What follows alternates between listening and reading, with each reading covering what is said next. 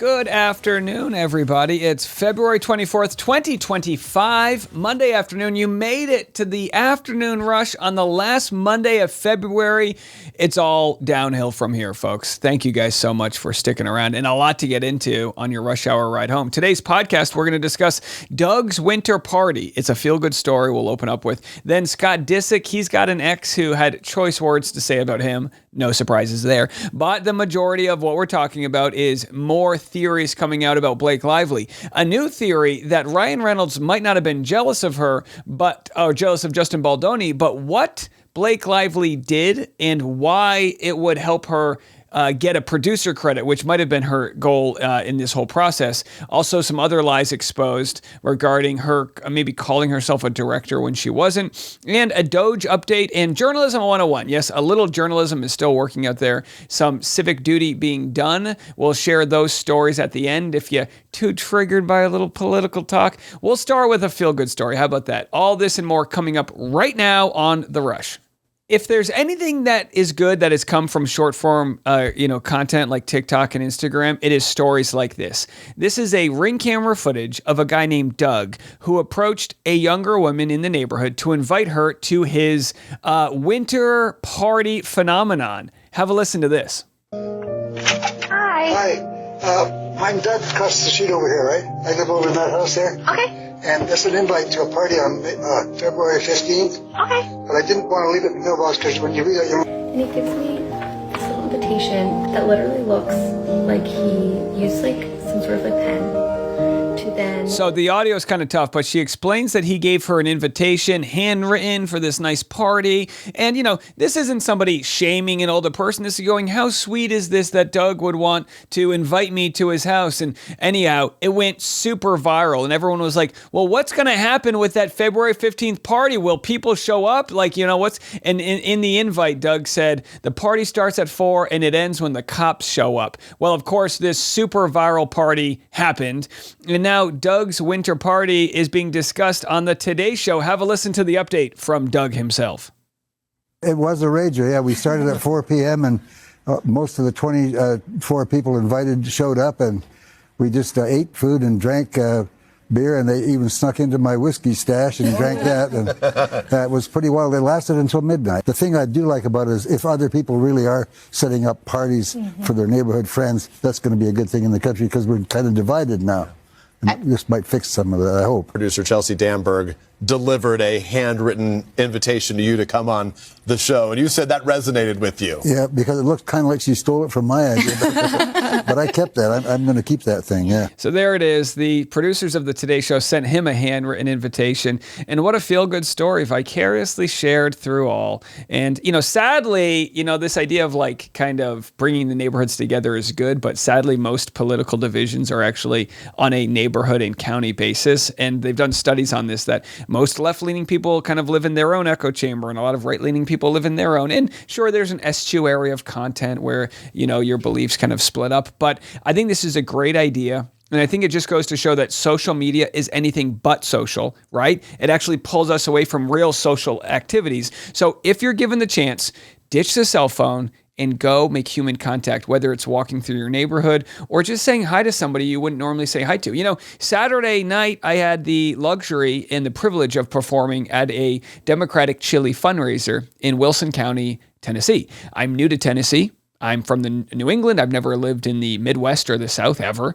It's my first time not living on a coast. I'm a coastal elite. And I had a lot of people come up to me, some from all different generations. Generation Z, millennials. I had Gen X, boomers, and also the silent generation. So many different generations were there, and it was so refreshing to hear people's stories and talk to them in real life. In fact, I shared a clip on Instagram, and you can see all of the hate that comes onto Instagram from a very positive event, an event that brought together people who want to be a part of democracy and want to fight for their neighbors and their livelihoods. And I think it's such a good thing to see it, but also when you check the comment section, you realize that ain't real. Whether it's bots or real people, the megaphone and the voices of vitriol are elevated to an extent that didn't previously exist before then. So what I'm trying to say is more good stories like this. All right, well, enough of the good stories. Here's Scott Disick. His ex implied that he tried to talk her into plastic surgery, wanted her to get a boob job. No surprises there. Let's listen to the clip. I felt pretty secure in myself. I felt good in myself. But this older gentleman said to me he wanted me to get, I remember sending him like a happy Easter, like happy Easter. And he goes, oh, like, can we get that boob job you were talking about? And like, why don't you just take some of that fat and throw it in the back? And we can just, and we can just do it in one sitting. Well, so she said that he said, should we get that boob job you were talking about? So maybe she was already talking about a boob job. It's kind of like if your lady's like, hey, we should open up the relationship. And you're like, what about that group play you were talking about? Because why would you want to do all that downtime? You can just recover from it all at once. By the way, a BBL is like I think it is the like statistically most dangerous procedures to have. All right, so I don't have any BBL experience to speak on. I am au natural. My flat white Irish man ass. I'll tell you what, my butt's got stronger since having a baby. I didn't realize the glute muscles that you need to become a father. But either that no one's wondering about that. So sorry for the visual. But yeah, I mean, I'm not surprised. Scott Disick in the Kardashian world. Listen, there's a lot of reasons I appreciate the Kardashians. Kim Kardashian's fighting for justice reform in the prison system. And, some of them, they do some good things, sure. But then the sort of beauty standard that they make other people want to live up to is something I think that will be studied years down the line when people realize, man, these Kylie and Kendall Jenners, like they were already beautiful people. Like you don't need to mess with that. And the line is, well, everyone should do whatever they want with their body. No, I absolutely agree. I just think as society, I just think it's maybe the wrong message to give people because you do whatever the hell you want, but also appreciate what you have. I don't know, just a thought. No shaming people that do it, but when you're mega successful like the Kardashians, it's no surprise that you have someone like Scott Disick being like, yeah, I get the BBL, and when it involves some inherent risks. Okay, let's move it along. Oh boy, some updates for you. Why don't we do this? This is from metaphysical.af. And this is the problem when you start talking Blake Lively and Ryan Reynolds. This is the motivation for why they should settle this case as soon as possible. People are drudging up their past. Several years ago, there was a death in Deadpool 2, which again, Ryan Reynolds is attached to. And they had a death of a stunt person, which is so tragic when that happens. It does happen. Some of these stunts they do are real people doing real dangerous stuff. And they resumed filming just 2 days later because, films and projects, they don't care about you. They're psychopathic. That's why you need the unions to protect you. Either way, here is metaphysical.af explaining how crazy it is that a African-American or black, I don't know where this was shot, a black woman was actually killed doing a stunt on Ryan Reynolds' movie. I just saw a video about someone dying on the set of Deadpool. Now, they settled out of court. They were not sued because the movie company, I think it was 20th Century Fox, they decided to settle with the person who was going to sue them because they literally killed an African-American woman on set because they decided to have her do a stunt without a helmet. And then they were fined only $300,000, but Ryan Reynolds literally killed someone. All right, so they were fined $300,000. And now I was thinking that cannot be the settlement amount. I mean, the settlement has to be at least a $5 or $10 million settlement, you would think. On his set. And he literally thinks that his wife, who you can see in video footage, is definitely not being harassed in any way, shape, or form, has the right to sue another movie company and producer and director. Now, I understand and respect the idea that they're completely separate situations. The point I'm making, in great work here by metaphysical.af Maggie on TikTok, the point I'm making here is the longer this court thing plays out for the next year, people are going to find every instance of issues that arise. So this is just what they're going to have to deal with. All right, take a quick break. We're coming back with the story of Blake Lively possibly trying to claim she was directing It Ends With Us. I'll have that next. And, forgive me, folks, for whoever doesn't want to hear about this, because my channel is about all pop culture and whatever news you'd find at the water cooler. But this is the story of the year. So I'll keep on giving you other stuff, but I gotta continue to share all the crazy stuff coming out. HollywoodReporter.com, The Hollywood Reporter, shared this last year. an article called The Hollywood Reporter's 2024 Women in Entertainment Power 100, one of which is Blake Lively. So we're going to share Blake Lively and why this is interesting. Well, a line has been changed. And what we're noticing here with the internet is you can share an article and then edit it and it can change. The question is, why would it change? And if you change an article, does it change everywhere? Well, not exactly. So other magazines copy and paste what the Hollywood Reporter says, like MSN.com. So they have the original version of what I'm about to read for you. Here's the original version. Blake Lively makes it to the list of 100 most powerful women for Hollywood. Blake Lively, one of the game-changing names in showbiz, has been credited for luring female audience in droves with her rom-com blockbuster. Again, a movie about domestic violence they're calling a rom-com blockbuster. It ends with us. Her directorial debut.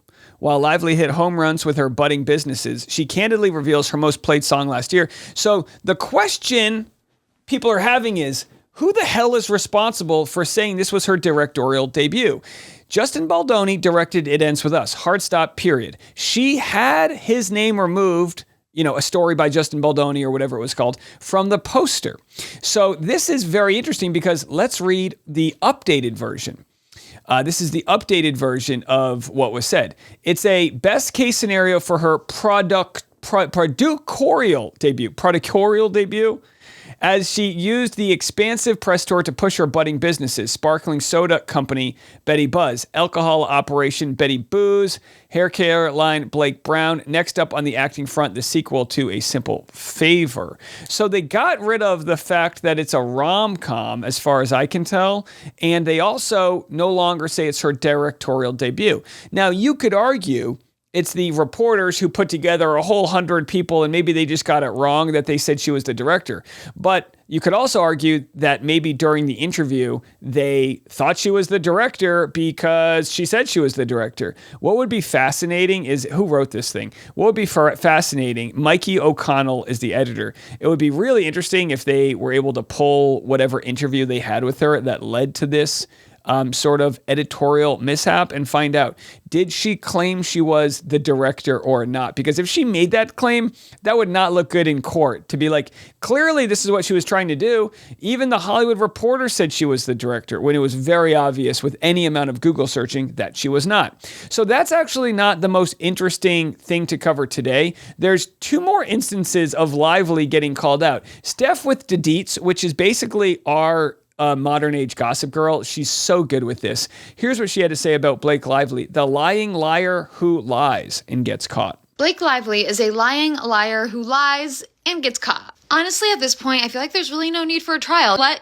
Blake Lively keep talking. Let the TikTok investigators keep on investigating, and she's gonna completely snitch on herself, as she already has done. Not only has Blake Lively lied about reading the book, but she's also lied about knowing Colleen Hoover. I lived under a rock because I hadn't heard of Colleen Hoover before they came to me with this movie. The reason that I was excited to do this movie is that I saw the mention of your name. I was like, oh wow, her voice resonates with people. How she tells stories and what she's telling reaches out and grabs so many people.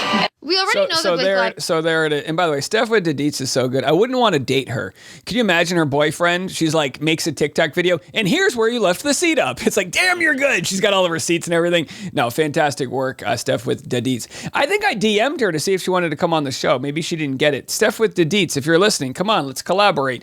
But either way, she's doing a fantastic job here. And it's like, if you for those listening to the audio version of this podcast, it's, what we just watched was... basically, Blake Lively said, I had no idea who she was. And then when she had Colleen Hoover next to her, she was like, that's the reason why I wanted to work on it. And it's like, which one is it? You know what I mean? And again, maybe she's just trying to kiss everyone's ass. But here's the new theory that's making its rounds. Citizen Journalist on Twitter reposted this, but this is, I want to make sure I credit the initial TikToker. This is So Knit and Crafty, sharing the reason why they believe Blake Lively wanted the dailies. Now, the dailies are your daily clips of what episode of what was shot that day, some of which were scenes Blake Lively was in, some of which they weren't. Citizen Journalist said, breaking, have we finally solved why Blake Lively wanted the dailies? Here's a clip of the deep dive. Have a listen. So for an actor, she has to, like, it says, in general, contributions to the actress's own character, marketing as an actor, and other creative input that is typical of an actor and may not be counted towards the individual's producing duties if they also received an actor credit. Examples of So this is the producer's guideline for how an actor can become a producer. creative contributions that are not typical of an actor include, but are not limited to, selecting and approving principal cast and crew, the director, cinematographer, or editor. Okay, she didn't cast them. What the heck? Consulting on the overall story arc beyond the actress's character. Consulting and on approving costumes, makeup, hair on characters not played by the actor. Viewing and commenting on dailies that do not involve the actress's character, and consulting on the overall edit with the editor, with the director, editor, studio, etc. This is what she wanted the dailies. This is what she wanted the dailies to get her PGA mark. It makes sense. It's not because Ryan Reynolds is freaking jealous. So there it is. This TikToker, great work, claims, hey, she wanted the dailies because if she had the dailies, she could prove that she was doing producer work. If she was talking to the editor, she could prove she was doing the producer work. And you might say, well, why would she want producer credit? Well, on one end, I think you get more money in the back end, but also you then use that as credit for the next project to say, oh, I was a producer on a movie that made hundreds of millions of dollars. And maybe it helps her for a sequel. If she was like a producer in the first one, then a sequel, anyway, so it could have been a combination of these things. It could have been that Ryan Reynolds was jealous because he saw the dailies, but it could have been she wanted the dailies because she wanted to be a producer. And then when he saw the dailies, he was like, you're getting a little too close with that guy over there. So very interesting stuff. All right. I'm going to move out of Blake Lively stuff and cover a crazy situation. Coming up next, we've got the Department of Housing and Urban Development. Somebody hijacked the TVs there and shared a video of Trump sucking Elon Musk's toes. The video is fake. The story is not. We'll have that next. All right, now we're going to discuss the political stuff. So if you live in a sort of privileged world where none of this matters to you, I thank you for that. That must feel nice. But here's where we begin. This morning at Department of Housing and Urban Development, HUD, headquarters in D.C., as mandatory return to office began, this video played on loop for 5 minutes on screens throughout the building, per agency source. Building staff couldn't figure out how to turn it off, so sent people to every floor to unplug the TVs. Let's have a listen. This is wild. So that's a video. Now, obviously it's AI, but it's a video of Trump just really licking this guy's toes. And then they pan across to people laughing. So as everyone was going into the office, they could see this. Now, look, was this illegal to hijack the TV screens? Yeah, but this is like civil disobedience, right? This is people saying it's ridiculous that a non-American born citizen can spend $250 million on an election and become sort of a deputized leader of our world and slash all of these things, make people go back to work, X, Y, and Z. And, people are going to mock him and they're going to call this out. Interestingly, there was an email that was sent. Several agencies tell employees to not comply with Elon Musk federal worker email mandate. So they've got this new email that just goes out to all federal workers. And what they said is multiple things. You need to prove that you're working. So Elon Musk tweeted this: consistent with President Trump's instructions, all federal employees will shortly receive an email requesting to understand what they got done last week. Failure to respond will be taken as a resignation. Hey, Elon Musk, go fuck yourself. You know what I mean? Like, this guy, just comes in here and just buys a platform, buys an election. He's clearly got a ton of conflicts of interest, and he wants to tell people when and how they should do their job. He then said those who do not take this email seriously will soon be furthering their career elsewhere, which again, this is something the judicial system has been sort of arguing is a little beyond the scope of what he can do. He then said, they sent this out, please reply to this email with approximately 5 bullets of what you accomplished last week. And then the Defense Department says, do not respond. Department of Defense personnel may have received an email from OPM requesting information. The Department of Defense is responsible for reviewing the performance of its personnel, and it will conduct any review in accordance with its own procedures. When and if required, the department will coordinate responses to the email you have received. For now, please pause any response to the email titled, "What did you do last week?" There it is. That's the Department of Defense saying, "Hey, Elon, suck my dick." That's them. Okay, and we're going to move it on here. This is good to finally see journalists doing their job. Here is a journalist asking questions about DOGE. The main question is, and by the way, Joe Rogan also admitted that, because he's boys with Elon Musk, that Elon Musk has been quite wrong in sharing just random screen grabs saying, oh, we saved $8 billion here, we saved $8 billion there. Turns out, as this has all been audited, they're not really saving much money. Fraud, of course, is a crime. So have you turned over evidence of fraud to the Justice Department, and when should we expect to see those indictments? You know, because they keep saying, oh, there's fraud here, there's fraud there. And we're saying, well, you got to show your work. Where's the evidence? Here is the White House press secretary, bending her knee to the throne. It's a clever question. There has been extensive fraud, particularly if you look at Social Security. In fact, according to an IG report from the Social Security Administration, there was $71 billion worth of fraud in one single fiscal year that we know about. To be clear, that $71 billion was from 2015 to 2022, so it wasn't in just 1 year. So there it is. So sure, an audit should take place. The problem that's existing right now is they're firing people, breaking down systems, knowing full well they're not going to be able to build them back up. Spend the next 6 months auditing all of it, find real fraud, and then come back with the reports and have a committee that decides what to do about it. Don't just fire everybody. I mean, a lot of government employees that are park rangers and, people that have, jobs, like I said, at the Veterans Affairs Office, and they answer the suicide hotline. They're all fired. What? That's not fraud. So anyway, here is a update on DOGE from the Majority Report, which has been doing really great work at providing resistance to a lot of the lies. The DOGE people are idiots, and it's taken less than 24 hours to disprove their claim that they have saved $55 billion. Yeah, I mean, there were instances where they said they saved $8 billion by canceling a contract. It turns out it was only $8 million. People need to understand the difference between $1 million and $1 billion. It's 1,000 times as big. So this account went through it really well, backed up by other reporting here. Momentum Chaser. They're claiming that $55 billion has been saved via the Musk groypers going through everything. Let's see if this is the case. Here's one. So this is the biggest ticket item. They're talking about the DHS contract, and they listed as saving $8 billion. Actually, it's $8 million. Math is really hard, Emma.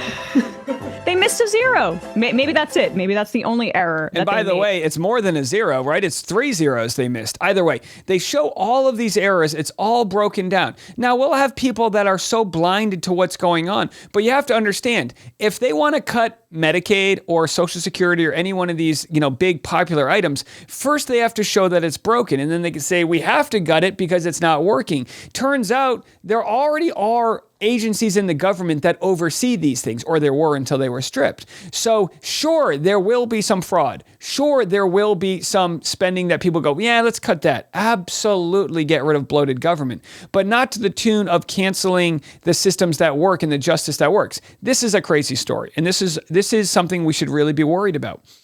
New FBI Deputy Director Dan Bongino says Trump should ignore court decisions that he disagrees with, causing a constitutional crisis. Who's going to arrest him? The marshals? Trump controls them.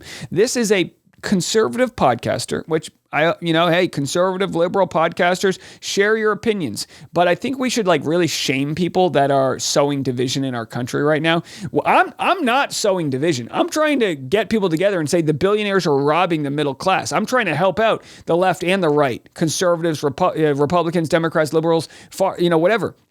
I want people to know how robbed they're getting.